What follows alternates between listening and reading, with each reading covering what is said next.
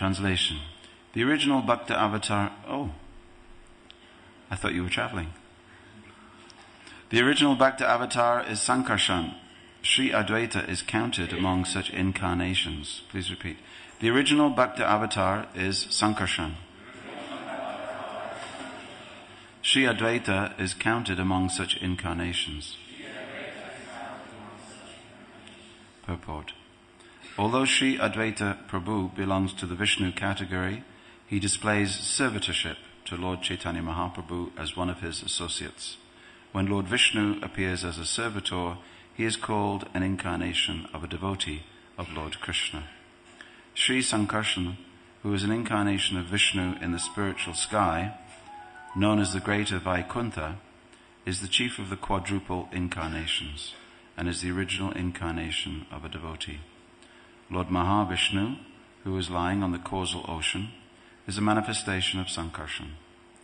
He is the original personality of Godhead, who glances over the material and efficient causes of the cosmic manifestation. Advaita Prabhu is accepted as an incarnation of Mahavishnu. All the plenary manifestations of Sankarshan are indirect expansions of Lord Krishna. That consideration also makes Advaita Prabhu an eternal servitor of Gaura Krishna. Therefore, he is accepted as a devotee incarnation. Om Jnana Timirandasya Jnananjana Shalakaya Chakshur Ummilitam Jena Tasmai Shri Gurave Namaha Nama Om Vishnu Padaya Krishna Preshtaya Bhutale Srimate Bhakti Vedanta Swamini Tinamane Namaste Saraswati Deve Gauravani Pracharine Nirvishesha Shunyavadi Paschatya Deshatadine. So what a great thing it is to have the Chaitanya Charitamrita, the authoritative voice not only of Chaitanya Mahaprabhu and the six Goswamis, Murari Gupta's diaries, Swarup Damodar's diaries, recorded conversations from Ramananda Roy, all put together in one book, then with the commentaries of Bhaktivinoda Thakur in his Amrita Prabhahabhasya, then with the razor-sharp intellect of Bhaktisiddhanta Saraswati Goswami, and then A.C. Bhaktivedanta Swami Srila Prabhupada, founder Acharya of the entire planetary movement known as ISKCON, the like of which has never before seen except in the days of the Roman Empire, said one scholar. And we have this book, and we can read it. And do we read it? That is the question. These books used to be distributed. Shivaram Swami used to distribute this book in an airport. You don't get many into your book bag, but it was so exciting to distribute these in 1975. Take one, we're just giving them a huge, huge big thing. The Prabhupada was very happy to see that there wasn't much of a distance between his dictation, the publishing, printing, publishing, and the distribution of his Chaitanya Charitamrita. This, the first time this particular Adi Lila was here in this temple in 1975, it was the very first copy that had come in the post from the Los Angeles BBT, and it was immediately stolen by the temple president, who at that time was a brahmachari, as they do, these brahmachari thieves. And he took it into the room which is now your library. Whether we have all the flip down desks where you have so it's in that room that the Chaitanya Charitamrita first appeared in this country. Not all of it, but the Adi Lila. And he sat in the corner by the window and was just reading it. And I came in after he started reading, and I said, "Can I have a read?" He said, "No." You go and distribute books, that's what Prabhupada wants you to do. Let the senior devotees read the books. Huh? The name shall be not revealed.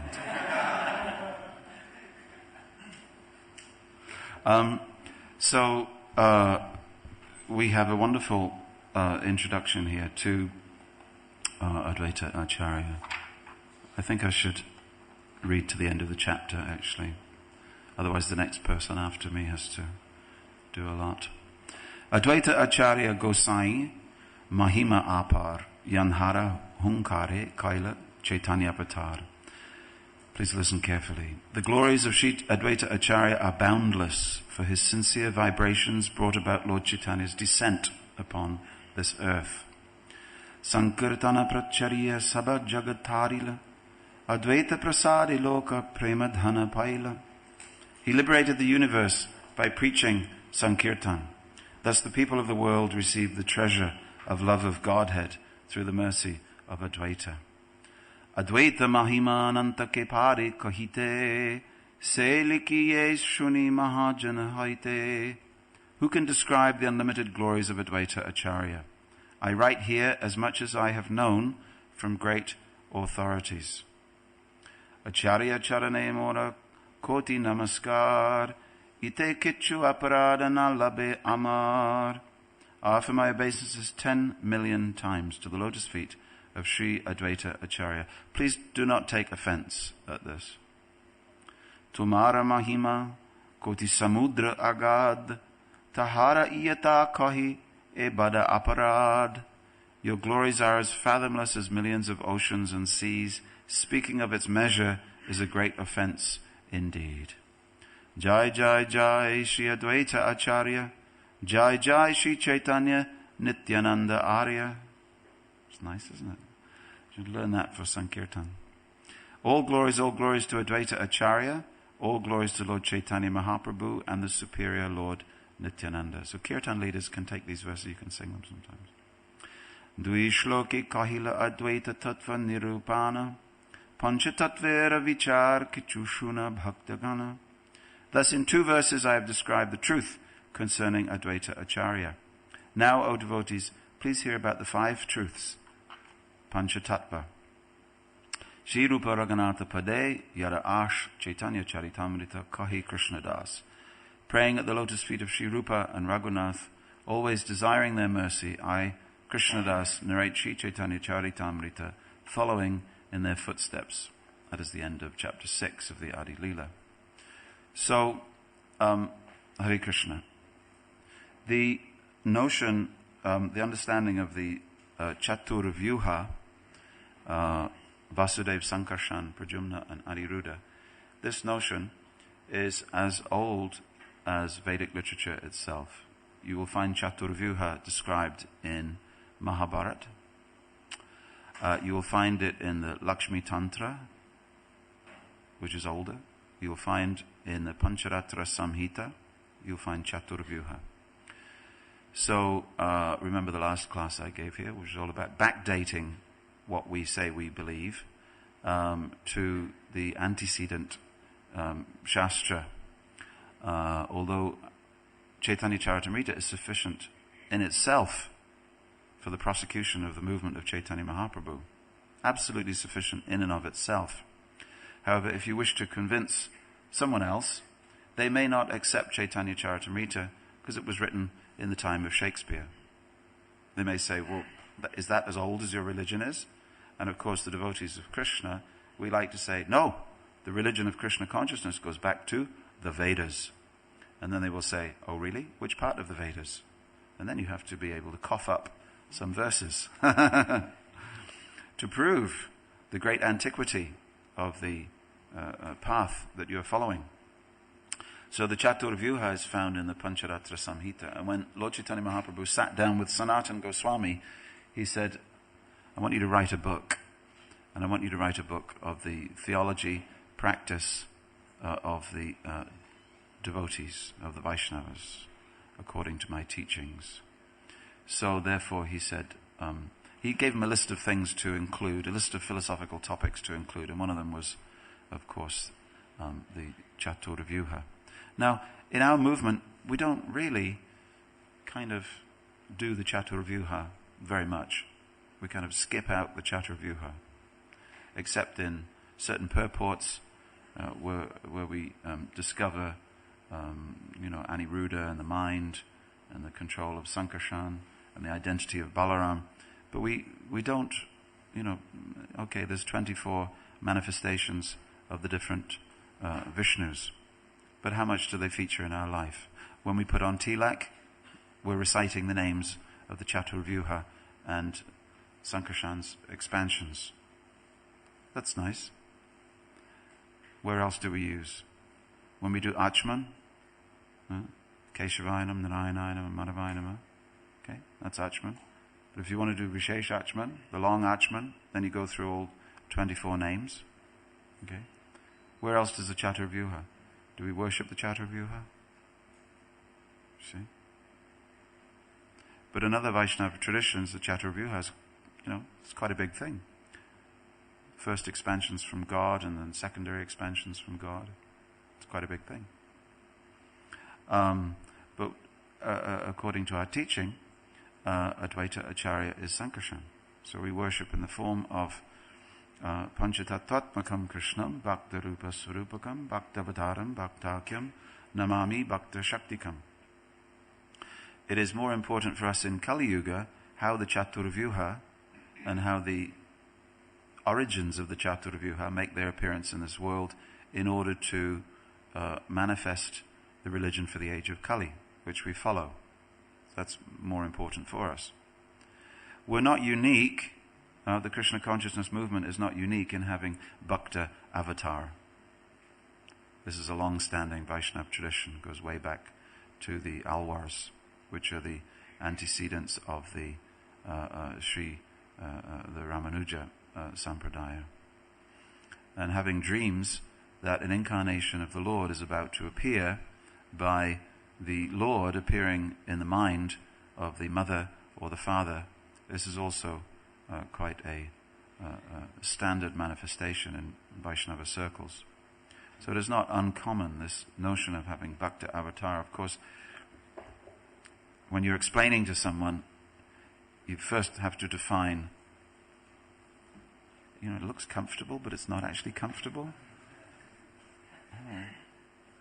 Not actually a nice chair to sit in. That's comfortable. Because it's sloping as well. It's not comfortable. So all glories to the designers, but I'd rather have a plastic chair. Where was I? Bhakta avatar. So the word avatar means avatarana. Avatarana, one who descends, one who comes down from a higher place to a lower place. Avatarana.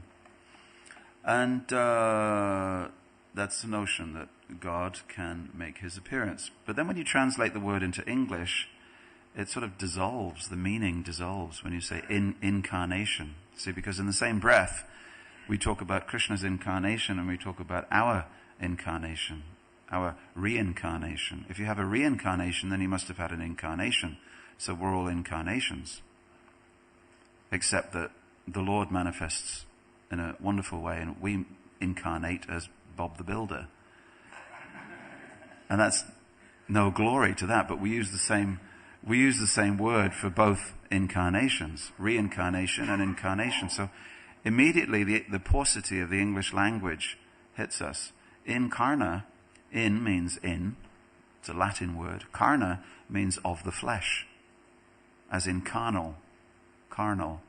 So, because karna means blood. So incarna means takes on blood.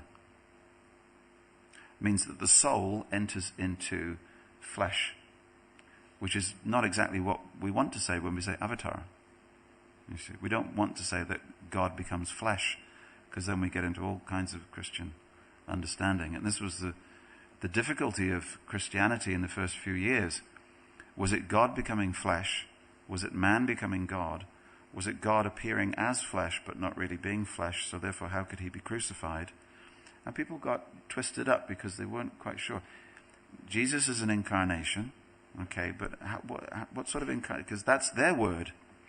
The word incarnation is used within early Christianity. So it's a Christian word that we're trying to use for avatar, and it just doesn't work. But we don't have any more words in English. Sorry, we've run out of words. Unless ISKCON itself can redefine avatar So that when we say avatar, when the members of this movement say avatar, people know damn well what we mean. You see? But already they've stolen the word avatar and they've used it for something else. So we're already stuck.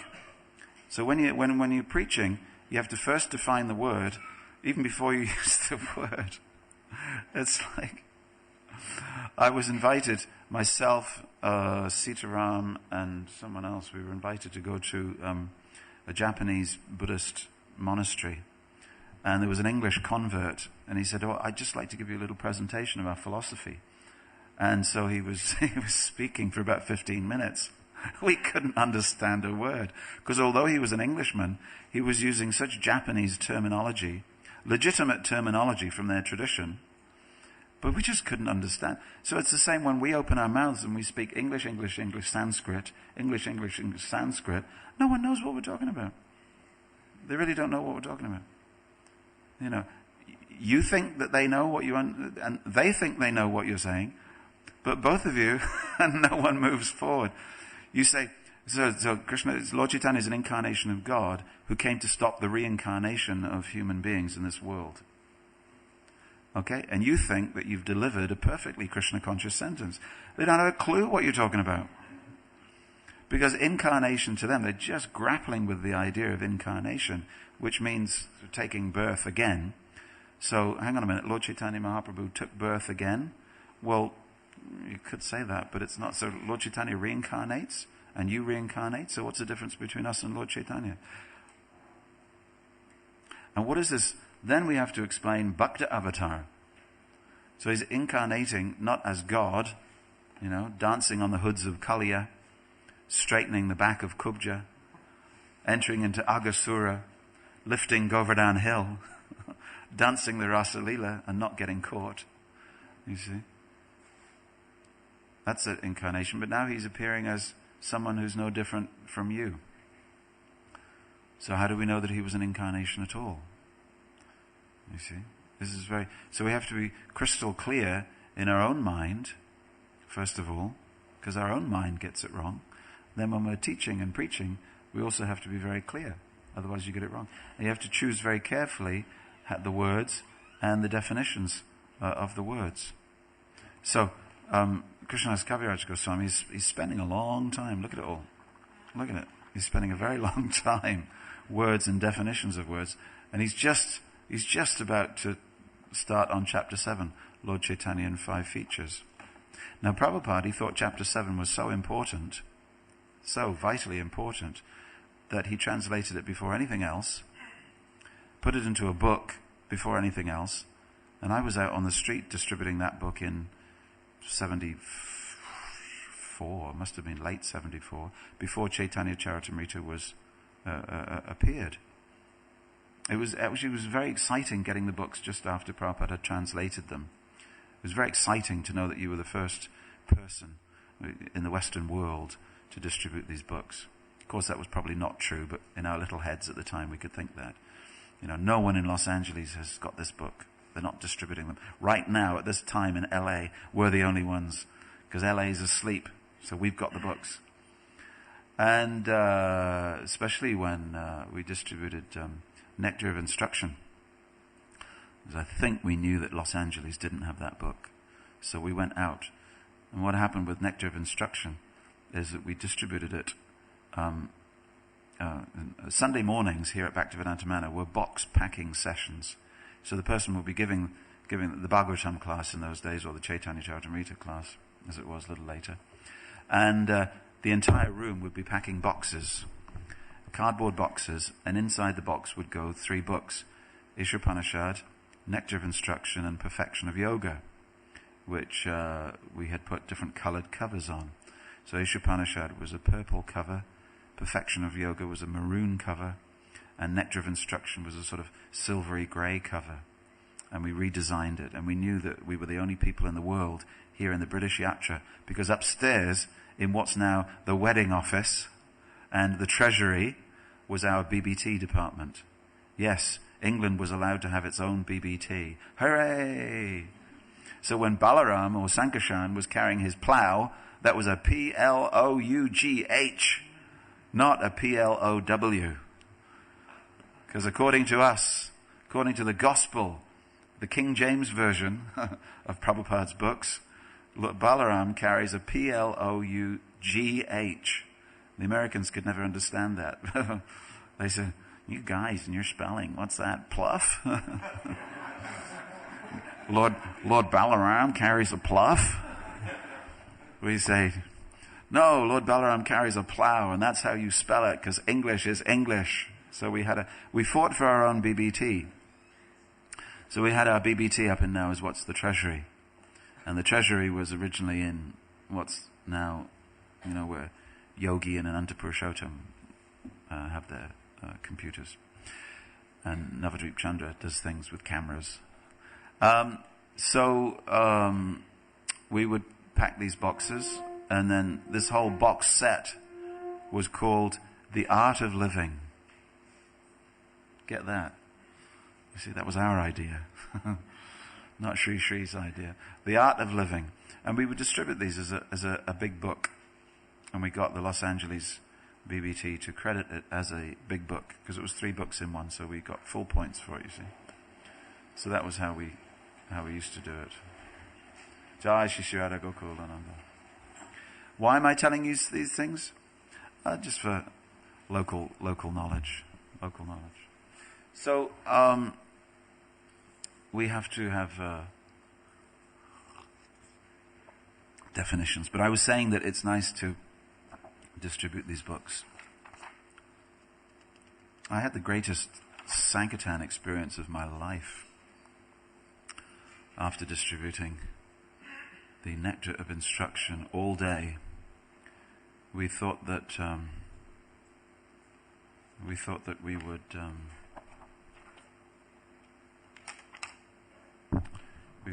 would go out on the streets really early before anybody had appeared, as you do. So I think 6 o'clock in the morning we were out there. It was Liverpool. It was in Liverpool. And by the end of the day, those who distribute books will know about this, but by the end of the day, literally our feet were not touching the ground. Our eyes were wet with tears. Our hairs were standing on end. This is the result, folks, if you distribute these books. It's true, isn't it? Are you book distributors? There's more I could tell you, but I do not wish to. Okay, so Advaita Acharya, I put down some things about Advaita Acharya because he is such an important person, being Sankarshan and Bhakta Avatar. Now, I didn't know that Sutapa was going to be here, and I feel a bit shy because Sutapa, he's gone to all these places just recently. So very fresh in his mind is all the pastimes of Advaita Acharya. Am I right? He goes like this, which means, but don't ask me about it. Here's the difficulty. Advaita Acharya had a disciple called Ishan Nagar. Ishan Nagar, we find, is the author of a book called Advaita Prakash. So a disciple writes a book about his spiritual master. Do you believe it or not? Yeah, you should believe it. Okay? So now you can find a book written by Ishan Nagar about his spiritual master, Sri Advaita Acharya. It's full of wonderful stories about Advaita Acharya. Okay? Seems easy, doesn't it? However, we get to the 1930s, and Bhaktisiddhanta Saraswati thoroughly condemns that book, explaining that it's not actually written by Ishan Nagar, but it's written by someone else, 70, 80, 100 years earlier, who has then put the name of one of Advaita Acharya's disciples, leading disciple, on the book, himself remaining anonymous. So it was not uncommon for this to be done. Someone to write a book and then to backdate it, so that it appears authoritative. Difficult, isn't it? Because then an ISKCON devotee found that book, translated it, published it, and it's now selling in Loy Bazaar. And of course, as you know, any book that sells in Loy Bazaar eventually gets sold at Bhaktivedanta Manor. Why? Because if it's on the shelves at Bhaktivedanta Manor, A, it can make money for the temple shop department, and B, people think that it's authoritative. So for a number of years we've sold Advaita Prakash. Perhaps knowingly, perhaps unknowingly. Okay? But I just want to say that. Be aware. So now, who bases their book? Some other people base their books and their classes on Advaita Prakash. So I'm faced with a dilemma. I've got to look at certain things and I've got to say, what will I teach to the devotees today? Not that you need teaching. I'm not here to teach you. I'm just here to give you some entertainment on a Sunday. But do we choose some stories that have appeared in other books about the Panchatattva by other ISKCON authors, or do we choose not to include them? Well, we have to check our sources, you see. Because just because it's written in a book doesn't mean it's true. Just because it's written in a book that's sold at Bhaktivedanta Manor doesn't mean it's true. We have to check. You just came in, so you don't know about this. Okay. There's the perils of coming into a movie halfway through. You don't know who's who. Perils of coming into a class halfway through. You don't know what he's talking about. He's just said that not all the books at Bhaktivedanta Manor are true. Okay. But I'm not going to go and backdate it because you came in late. You can ask someone. So here we have a bit of a problem. So in my infinite wisdom, I have chosen some stories to share with you which appear to be backed up by Srila Prabhupada or by authoritative sources. And I apologize in advance if that is not true, but I haven't strayed too far, actually. So Advaita Acharya has a very interesting story. Now, if you don't know him, he's usually depicted, although at one time, of course, he was shaven, with a shaven head, and he was young. He comes into the pastimes of Lord Chaitanya Mahaprabhu. He was 54 when Lord Chaitanya was born. So that means that by the time this photograph was taken, and by photograph I don't mean photograph, I mean painting, this is when we sort of freeze frame Panchatattva at a certain point in the history. This Panchatattva is usually depicted in the courtyard of Srivas Thakur. Now, the courtyard of the Angan of Srivas was not actually, black and white tiles, but that is something that the artist has depicted. And I don't think there were any curtains there at the time, but there might have been arches. You can go today to Srivas Angan, or the reconstruction of Srivas Angan, and it is still a wonderful, beautiful place to be, because in that place the Sankirtan movement was born. And of course, by that time, Advaita Acharya was much older, so you have to, 22 years after he was 54, so he's 70, 76 or something like that. So he's depicted in this way. There were arguments originally. Bhaktisiddhanta Saraswati Thakur argued or described in his commentary on Chaitanya Bhagavat, he described Advaita Acharya as shaven-headed. So sometimes there is another little controversy in ISKCON about how he should be depicted.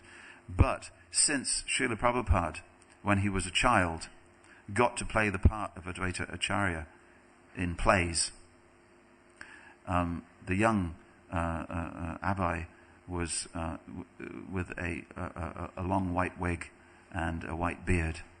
So since Prabhupada got to play Advaita Acharya, we shall not question. And Advaita Acharya, as given to us, is depicted in this way. And the commentators have said that, and that's fine.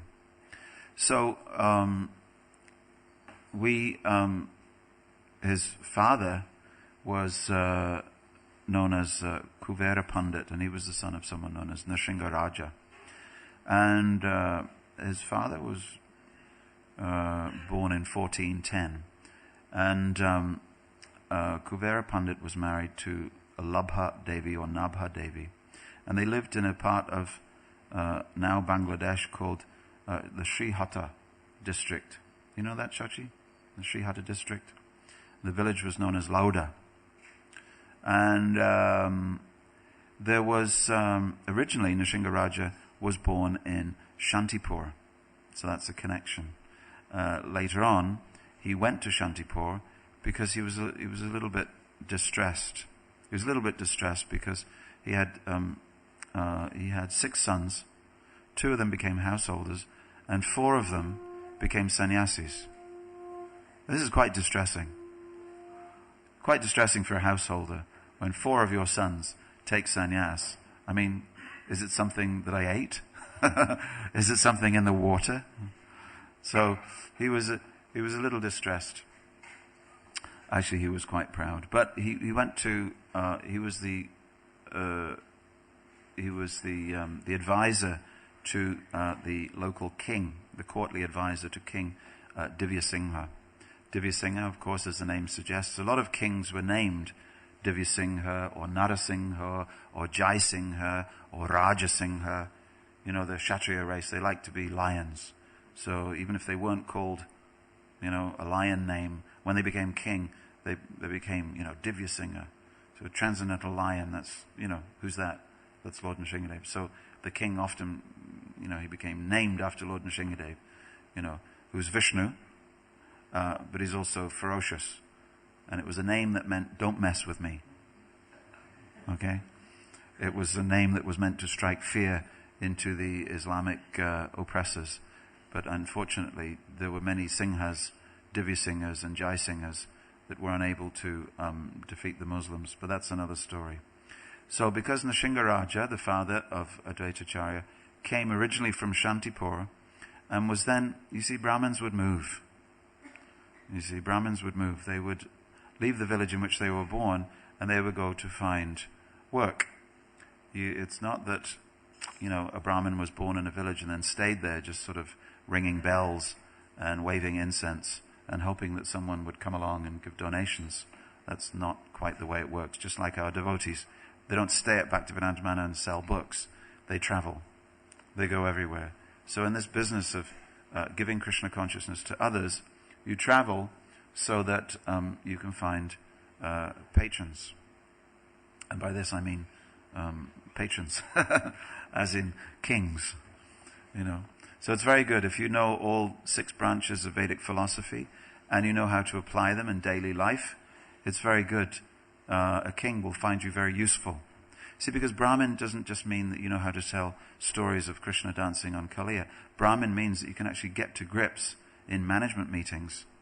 So you're invited into a management meeting where all the Kshatriyas are sitting around and they come to a point of law. And then they turn to the Brahmin and they say, how should the law be applied in this way? So some Brahmins were like lawyers and some Brahmins were like priests. So you'd call in your different Brahmins and they would give you advice from Shastra. I'd say Brahmins were like lawyers, but they didn't do that work. That's more Kshatriya, you see. Those are Brahmins taught things, but they didn't necessarily do them. For instance, you could teach the skills of a Kshatriya and be able to really fight in war. But because you're a Brahmin, you teach it, you don't do it. You see? You're not allowed to do it. So therefore Brahmins taught everything. So we would find a Brahmin teaching plumbing. And at the big universities, for instance, Takshashila, that is in modern day Pakistan now, Takshashila had schools that were 7 stories high, buildings that were 7 stories high. And they had something like 30,000 students. So it's as big as Cambridge is today. So there was Takshashila, there was Varanasi, and then there was Navadvip. And then there was some other places that I forget. But these were very big places. And if you knew something particularly, you went there and you taught it.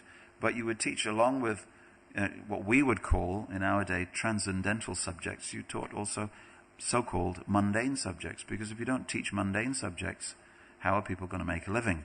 And if people don't make a living, how the society collapses. You see? So a Brahmin would teach accounting. A Brahmin would teach banking. But along with teaching banking, he would also teach ethics. Along with teaching how to be a Kshatriya, he would also teach ethics. How to be a Kshatriya according to Dharma. And therefore sometimes when principles of Dharma were called into play, the Brahmins would be consulted. So that's why a king always needed Brahmins around him. Very important Brahmins, but they had to really know stuff. This is the point. Brahmins know stuff. And they can remember stuff. So if you've got a piece of cotton thread around your shoulders, or ladies, you chant the Gayatri Mantra, it means you must know stuff. And you must read stuff. And you must keep refreshing your memory in order to know more and more stuff. And teach more and more stuff. That's what Brahmins do. So here's Nrsimha. He's teaching, and he probably taught his sons far too well, because 4 of them went off to take sannyas. So he's talking to his wife, probably saying, where did it all go wrong, Davy? Where did it all go wrong? 4 sons, they've all taken sannyas. So he went with his wife to Shantipur to do tapasya. He went to do tapasya. He took a vow of silence. And his wife had a dream. And in the dream, she had the dream that Vishnu himself would take birth as her child. So they were very happy. Shortly after, they returned to Lauda in what is now Bangladesh. She became pregnant, and that son was born, and his name was Kamalaksha. Kamalaksha, one who has eyes like lotus petals. Now, different people say different things about where the name Advaita came from. Some people say that he was called that because you have an upfront name and a private name, according to Hindu culture. So you get a name that no one calls you, and a name that everybody calls you. And only the parents know the private name. So some people say he was given the name Advaita very early on. Some people say it was when he was initiated by Shantacharya, who taught him the 6 Vedic philosophies. Some people say that he got the name when he met Madhavendra Puri. We don't know. I don't know. Someone may know, but I don't know that person, so I can't tell you. So in January or February in 1434, Advaita Acharya appeared.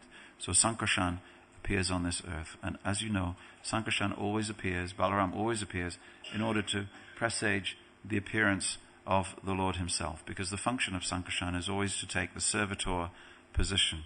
So even when Chaitanya Mahaprabhu comes as the servitor of Godhead, the servitor of the servitor Godhead takes his role as well. So here's Advaita Acharya, rather Kamalaksha, taking his birth. Then we have his childhood. We have a ceremony in this part of Bangladesh known as Varuni Snan. And there was one time during childhood, so the story goes, and I've just mentioned that some of these stories are unorthodox and some aren't. This is one story that I do not know the origins of, but because there is a festival still going on which commemorates this, we should know that, that perhaps there's some authenticity to the story. But Kamalaksha went with his mother to a hill.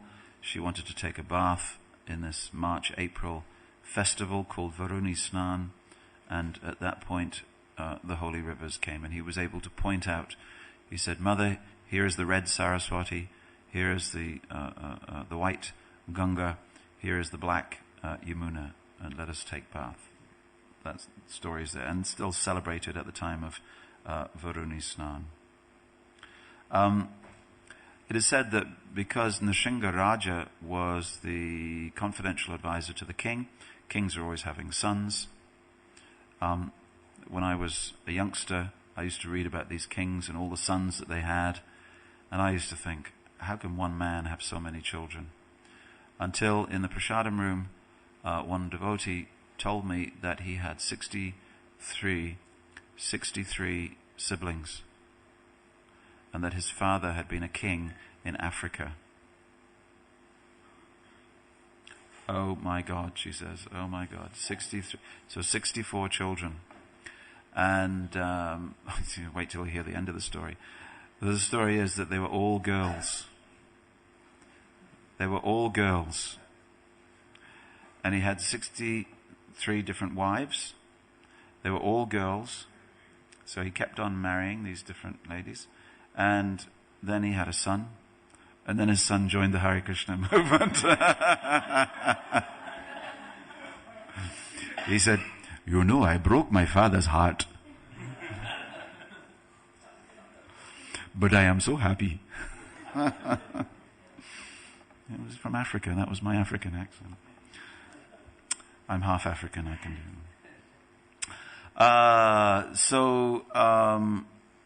There's a very, if you ever hear this story, there is some transaction between the young Kamalaksha, who was to become Advaita Acharya, and the son of the king, Divya Singha, and that he became angry because the king was a Durga worshipper. Now, one story has it that the statue of Durga in the temple exploded, and the king saw this and then fell to his knees, and the child put his foot on his head, and there is that story. It's an account. But anyway, what we do know is that the king eventually, much later, did actually become a disciple and was known as Krishnadas. Just so that you know that.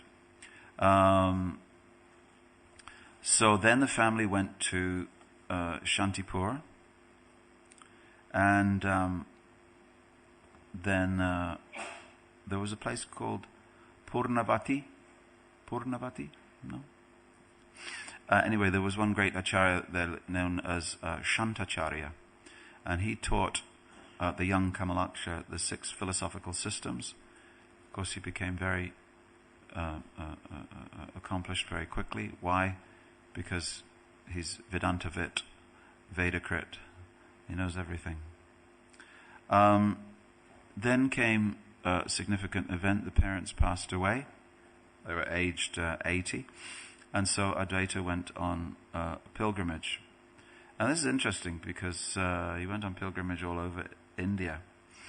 First of all, this is very good actually, if no one's ever been on pilgrimage, and by which I mean not flying to Delhi, getting a breakneck speed taxi to Delhi, to Vrindavan, staying in Vrindavan and socializing for 4 days solid, hearing about all the problems of ISKCON for another 2 days solid, staying in MVT and eating in the restaurant and eating ice cream. Folks, that's not pilgrimage. That's all, we're all going on a summer holiday with Cliff Richard. That's not, pilgrimage means, let's rough it a bit. I took one man who manages he manages a branch of Asda.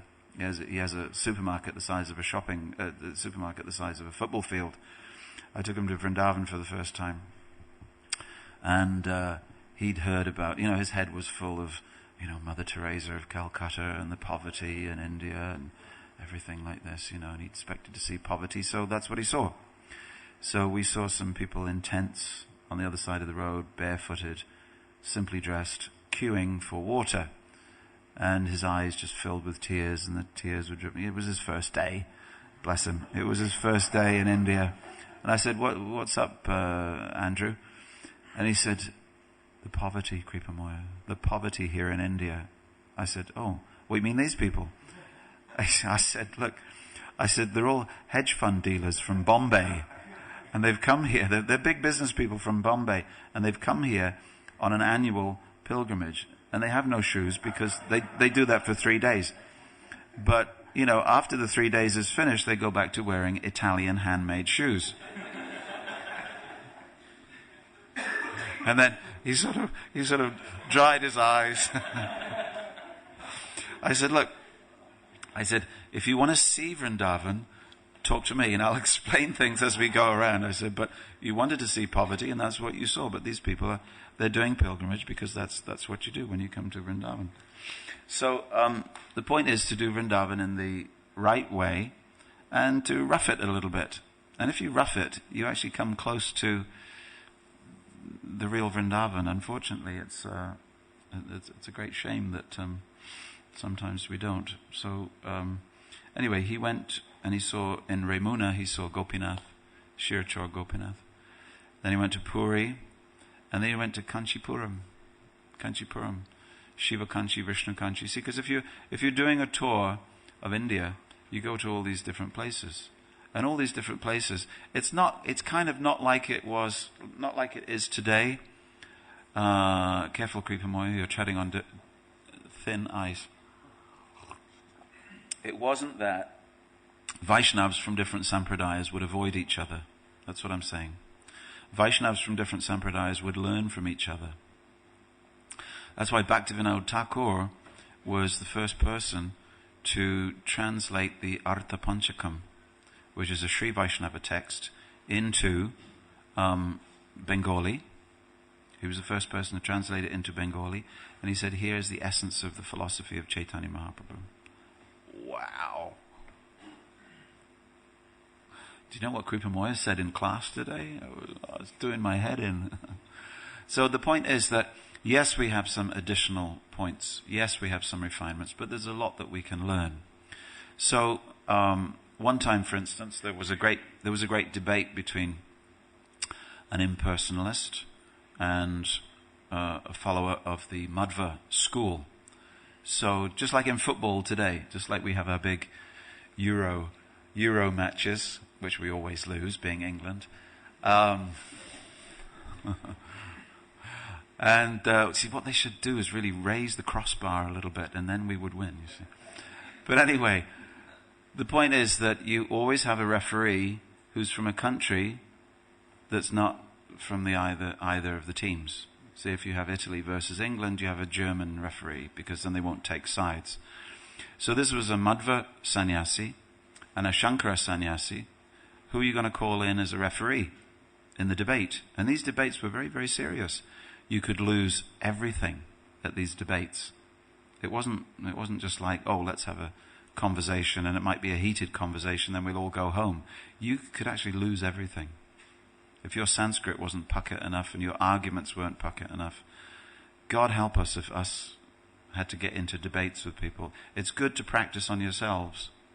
If you see a Buddhist school in the afternoon, after they've done all their prayers and everything, you'll see them debating with each other. And you'll see, it's fun actually, you'll see them. Two monks sitting together, and one monk will be going like this, and another monk will be going like this, and another monk will be going. He won't hit the monk, but they'll be so passionate in their argumentation. But they're arguing over very fine points of Sanskrit. Try it. It's really helpful, to do it for preaching, because these things are important. So try it. Just pair up and say, I say that everything is one. Okay, and see what the brahmachari next to you says, or the brahmacharini next to you. So I say it's all one. Okay? Anyway, so they called in Vedanta Deshika, who was a Sri Vaishnava, and he was the referee in the debate. So Vedanta Deshika comes from Kanchipuram. So Advaita Acharya visited this Kanchipuram. And then he went to Udupi. What's going on here? I thought Advaita Acharya was a follower of Chaitanya Mahaprabhu. I thought he was a Gaudiya Vaishnava. Well, hang on a minute. Chaitanya Mahaprabhu has not been born yet. So how can he be a Gaudiya Vaishnava? So he goes to Udupi. Who does he meet in Udupi? He meets Madhavendra Puri. Meets Madhavendra Puri. And there he begins the process of taking initiation. Then he went up to Dandakaranya forest, the place of the exile of Ram. He went to Nasik, where Sopranak's nose was cut off. And he went to Dwarka, a place where Krishna lived for many, many, many, many years. He went to Prabhash Kshetra, the place where the Yadu dynasty vanquished each other. And they all disappeared. Then he went to Pushkar, the only place where Lord Brahma is worshipped. Then he went to Kurukshetra, place of the battle of Kurukshetra, obviously. And then he went up to Badrinath, even as far as Gandaki. Then he came all the way down to Mithila, and he was very happy there to see the birthplace of Sita Devi. And then it is said that he met the poet Vidyapati at that time. Then he went to Ayodhya, birthplace of Ram. Then he came all the way to Varanasi. Then he came to Prayag, where the three rivers meet. You see? The Triveni. And it is said at that point that he shaved his head. He went to Mathura and visited the house of Kubja, among other things. Then he did around the Mathura barefoot walk. I thoroughly recommend this to you. Who has done it? Gone all the way around Mathura barefoot. Who's done the Braj Mandal Parikram? 128 miles. You have what? You worn with shoes. You have done with shoes. I forgive you. Because if you don't wear shoes, actually it's just torture. It really is torture. But being a fanatical young brahmachari, yes I was, bright orange, I dispensed with shoes for the entire month and walked 128 miles around Braj. So this is the walking in the footsteps of Advaita, because you go to each pastime place of Krishna. So where Krishna danced upon the heads of Kaliya, you go there. Now of course, he went to Janmastan, the place of Krishna's birth, which, had it been destroyed by that time? I think it had been destroyed by that time by the Mughals. They'd come in and they had destroyed Ayodhya, they had destroyed Mathura, and countless other places actually. Conquest through architecture. That was the idea of the Mughals. We shall destroy temples and use the very same stones to build the mosque. Then we shall smash the deities. And when we've smashed the deities into pieces, we shall use the pieces of the deities underneath the steps of the mosque. So anyone who's walking up the hill to the mosque will be standing on the head of the Hindu deities. Very nice, isn't it? This consciousness does not disappear just because it happened in medieval times. There are people just waiting to do that today. That is why our argumentation skills must be very developed, you see. Because we don't conquest through the sword. We have a tongue like a sword. Brahmins have, what does it say? Mahabharata says that we have the Kshatriya. He has a tongue like butter, but a heart like a razor blade. And the Brahmins have a tongue like a razor blade, but a heart like a sword. No, heart like butter, that's right. Okay, so watch out with Brahmins. Watch out. Okay. They may seem nice people, vegetarians, okay? They wouldn't hurt a fly. But you get into an argument with them, and they'll slice you, chop you, dice you, splice you. Okay? It should be like that. It is said that one of the followers of Tirumangai Alwar was so expert at argument, that just you could stand with him just for a few seconds, and just by standing with him for a few seconds, you'd be immediately frustrated in argument. He knew how to pick an argument.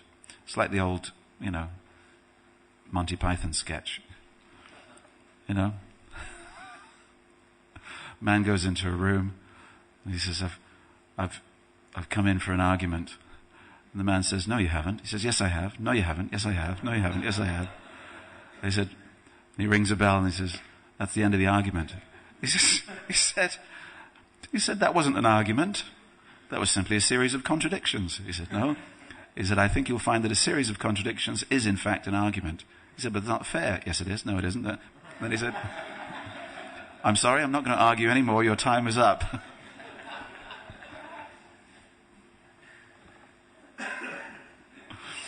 Silly. Anyway, it's very frustrating. It's like a person who is a very good arguer can often seem right because you lose yourself in the argument. Like one of our Ritvik champions, expert at arguing. And you think, when you're speaking to him, you think, I must be wrong because he's a good arguer. No, you're not wrong. You're right. It's just that you're not a very good arguer. They're good arguers. but they're completely and utterly wrong. So understand, there's a difference between being able to argue convincingly and being right. You can argue convincingly and win the debate, but you're wrong. It's just the two things are there. The two things are there. So he did the Prakrama Vraja, and then he went to, I'm conscious of the time here. You can still go to this place.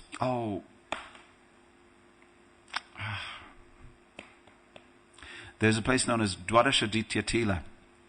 Tila means hill, Dwadashaditya means the 12 sons, 12 Adityas. It is said that when Krishna danced on the head of Kaliya, he went to the bank of the river, and it was a hilly section, and he lay on the grass of the hill, and the sun came out burning 12 times brighter to dry up Krishna's clothes, because he caught a little bit of a chill, because he'd been in the water for so long, so the sun dried him up. So that Dwadashaditya Tila, that is the place of the foot of that hill was where Advaita Acharya lived for some time. You can still go to the foot of that hill, not on the Yamuna side, but on the other side, on the street side. You're coming down from Dwadashaditya Tila, where now Sanatana Goswami's Madan Mohan temple is, and you're going on the way to Banki Bihari. So you go down, and on the corner there's Advaita Vat, and that's the place where Advaita Acharya lived. If you're doing the temples of Vrindavan, that's a very nice place to go. So what happened there? He had a dream that the deity, the former deity of that place, came to him and said, the Mughals came and my servants took me and they buried me in a place where the Mughals would never find me. And that's not just buried under the ground, but buried under the river. So go there and dig me up. So he went there into the river Yamuna, which at that time was flowing past the hill, and he took Krishna. And later on, the Mughals came again, and the deity hid himself in a pile of Mahaprasadam flowers.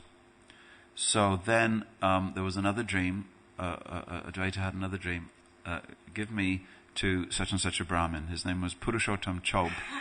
And this Purushottam Chob, later on, this deity was being worshipped in the family, and then he had a dream that you should give me to this person known as Sanatan. So then he was given to Sanatan, and you all know the story. Sanatan, and worshipping his deity, wanted chapatis or wanted salt, and he said no. He said you'll just have to make do with what I have. So then a beautiful temple was built in that place, and you can still go to that temple. Unfortunately, again for the third time, the deity had to be taken, and this time taken to Jaipur, where the whole another set of leelas was there.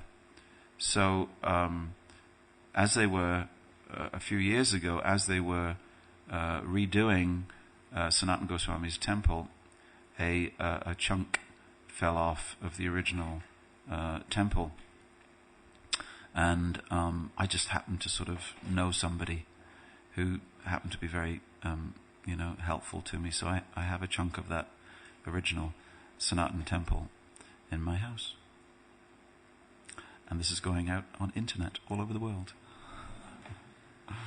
And I was going to bring that here to show you, but I just forgot at the last minute. So it is said that Madhavendra Puri advised Advaita to marry, so that sometimes, marriage is a funny thing. Marriage is a funny thing. Sometimes when I was young, I thought marriage is what you do because, you absolutely have a need to, and it's a very selfish thing, and therefore you should be, a little bit guilty of your selfishness. But sometimes marriage can be selfless in order to create a family tree that will care for the deity. So Madhavendra Puri, apparently, this is his explanation. So at aged 50, Advaita married Sita Devi. And the next thing we hear about, the next thing I want to tell you with the time available, is that before he finally got married, Advaita met Haridas Thakur. And he also gave initiation to Vasudev Datta, Bhagavatacharya Shamdas, and Yadunandanacharya, who was the guru of Raghunath Das Goswami. So then we don't hear of Advaita Acharya, who's living in Shantipur, until Lord Chaitanya is already born. But it is said, and I don't know by who, but it is said that Advaita and Haridas Thakur used to preach Sankirtan before the appearance of Chaitanya Mahaprabhu. Now, we don't know whether that's true, or we don't know, because there's, our Krishna consciousness movement in the West is coming up to about a million people involved. That's a conservative estimate, or it may be a generous estimate. We don't care. We don't know, and we don't care, because I said to the GBC, I said we should have a ministry of statistics, because the Jehovah's Witnesses do. If you go to the Jehovah's Witnesses, they know exactly how many members, how many books they've distributed. We know exactly how many books we've distributed all the way back to 1971, but we don't know how many people we've got. Surely that means that we value book distribution more than people who are Krishna conscious. And I said, yes, you could reason that. I said, well, surely we should have a department that registers A, initiated people, and B, people who are actually following. So they said, well, yeah, that would be difficult. And just people who are members. But we don't have a membership. No one knows if they're a member or not. Shriji Dharma, are you officially a member of ISKCON? You signed somewhere, yeah. Am I a member of ISKCON? I don't know. No one's ever told me that I'm a member of ISKCON. I'm initiated, but you can be initiated without being a member of ISKCON. Or you can be a life member of ISKCON without being initiated. But we have no scheme that says how many members we have, so we don't count them. Maybe it's because we don't care. But I think we should care. Because if we don't care, there are other organizations. Just like Ryanair now, as far as I'm concerned, is in a position where, because they don't care, Ryanair don't care, that other people are going to start going somewhere else, regardless of the price, because they just treat you so badly, and they deserve to lose members. They deserve to lose customers. I'm sorry, taking up the class for my pet peeves. But, people who don't care about you deserve to lose members. That's my point. So either ISKCON cares about its members, and the first thing that you do to care for your members is at least count them, please. So I was told, Kripamoya, if you care so much about membership, you better start a GBC ministry. So, together with someone else, I'm now supposed to be the ministry of ISKCON statistics.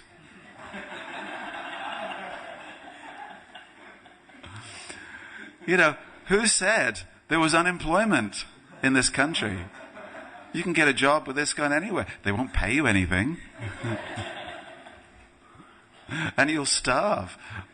But you can have a ministry. We'll give you an entire ministry. The ministry of starving Brahmins. So, all I want to say is that there is a bigger Krishna consciousness movement than ISKCON. Are you shocked to hear that? There's a much, much bigger movement than ISKCON. And it is the movement of Advaita Acharya. But nobody speaks English. They only speak Bengali.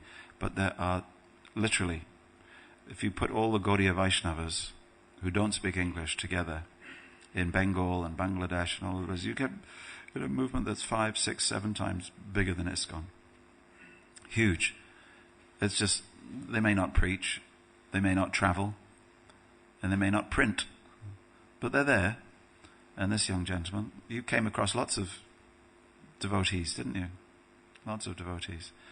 And because Advaita Acharya had 6 sons, Now 3 of them he rejected. We're winding it forward here because of the time. Advaita Acharya had 6 sons. 3 of them he rejected because they didn't follow the path of Chaitanya Mahaprabhu. 3 of them he accepted because they did. The 3 that he rejected, 2 of them took sannyas. So they were sannyasis.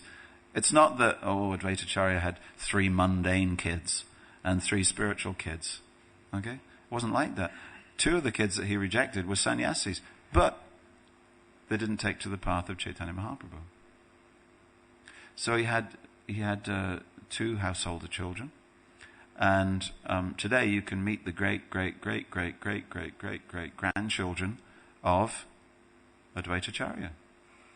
You know, and you're not quite sure what to do when you meet them. Do you fall flat on your great-great-great-great-great-great-great-grandfather was Mahavishnu?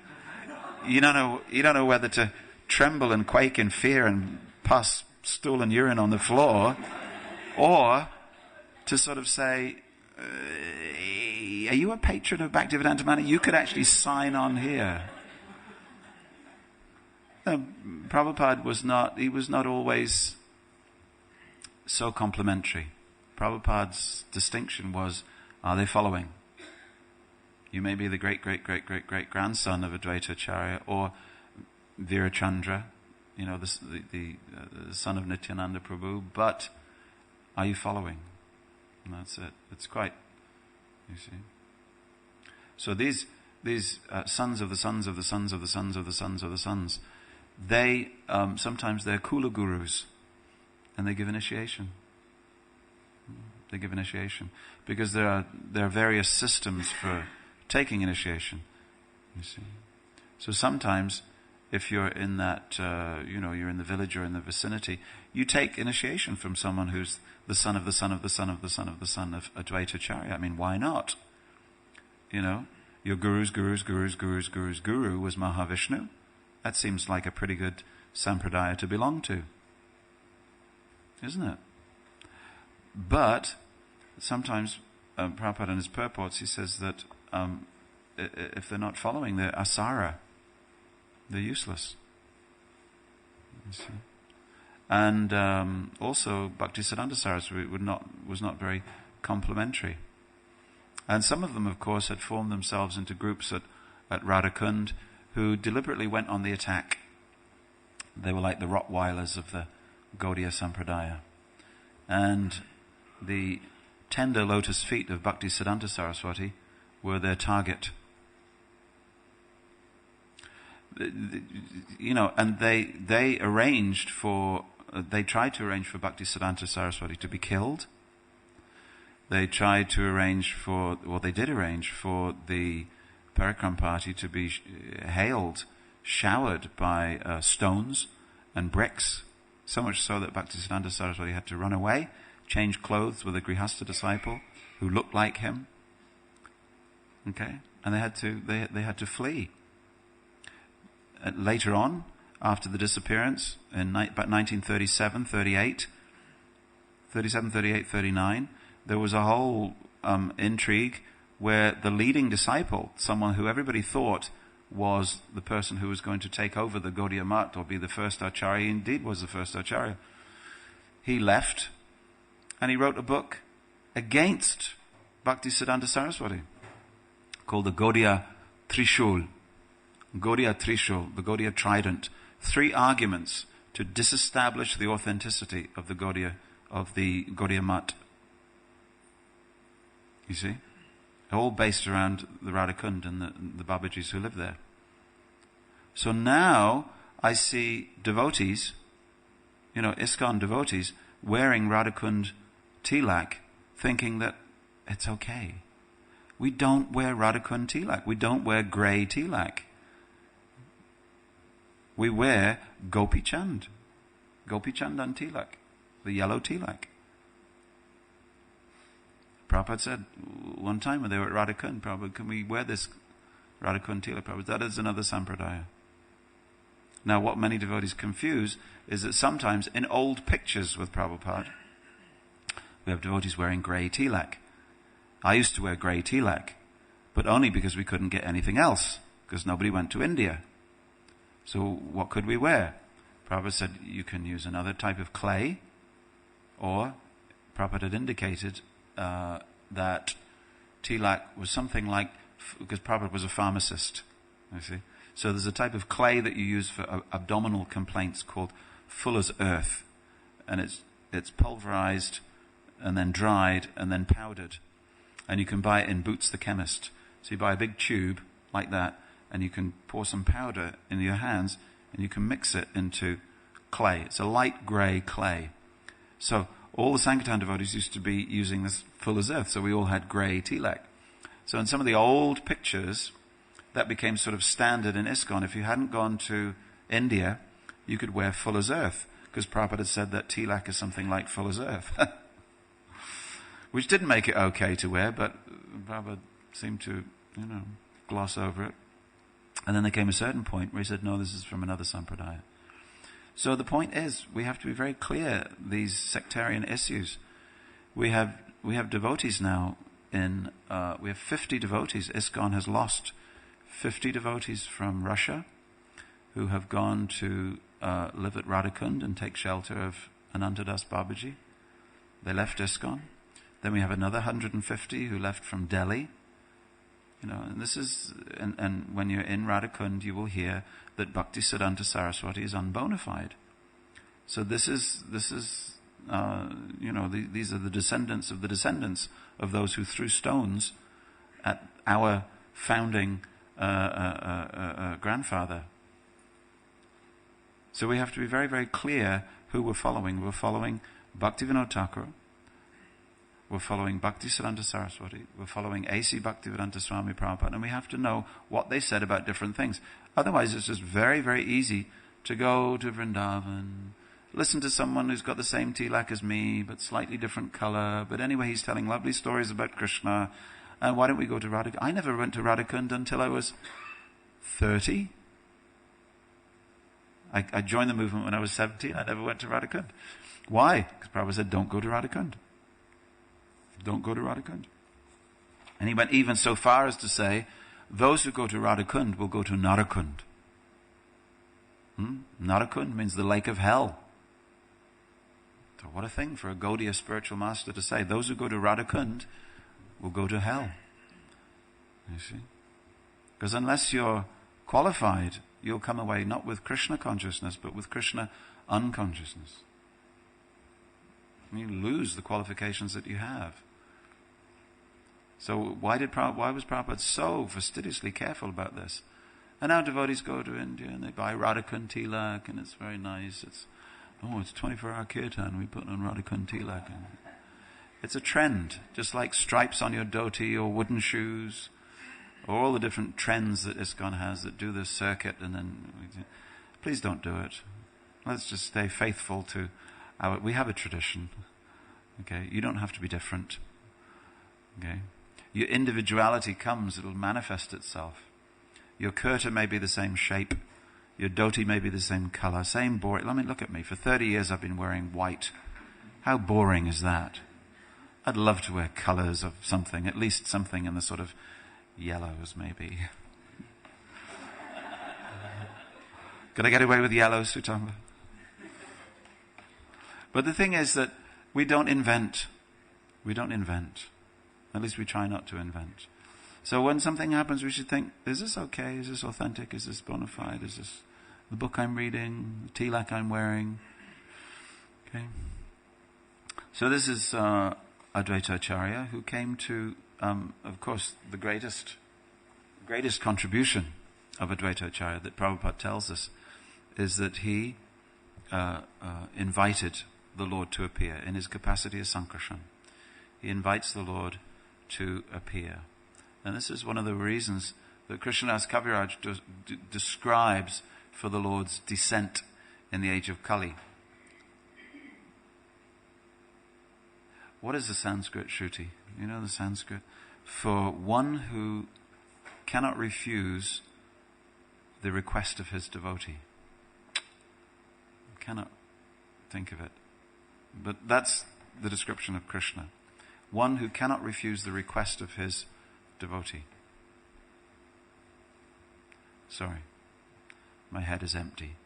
But he cannot refuse Advaita Acharya's request. So when Advaita worshipped him, it is said that he was worshipping, at least according to he was worshipping a Narasimha Shalagram, that you can go to Shantipur and you can still see.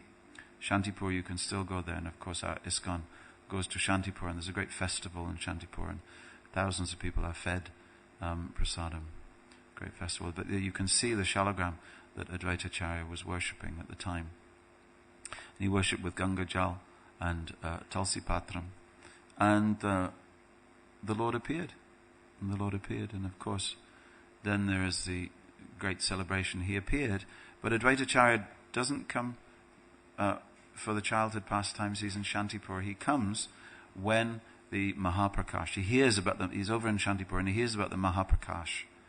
He hears about the Mahaprakash. See, because all the time, Lord Chaitanya Mahaprabhu was manifesting the pastime of an arrogant young student. And even though Advaita Acharya used to have kirtan, Lord Chaitanya would not be interested. You see. And this is all pastimes for the age of Kali, showing that those who sometimes argue against the followers of kirtan will become those who follow. Sometimes our greatest critics become our greatest followers. There was one devotee, one sannyasi in ISKCON. He started his life by throwing beer bottles out of a tall building at the devotees who were building a Rath car. He was just throwing the beer bottles and seeing how, if he could hit any of the devotees. And this is the way he began his spiritual life. Another devotee began his spiritual life. He used to wear airwear boots, bother boots, and he used to come on Oxford Street, and when he heard the sound of the kirtan, he would follow on the kirtan and make a mockery of the devotees, and then the last devotees, male or female, used to kick them with his boots.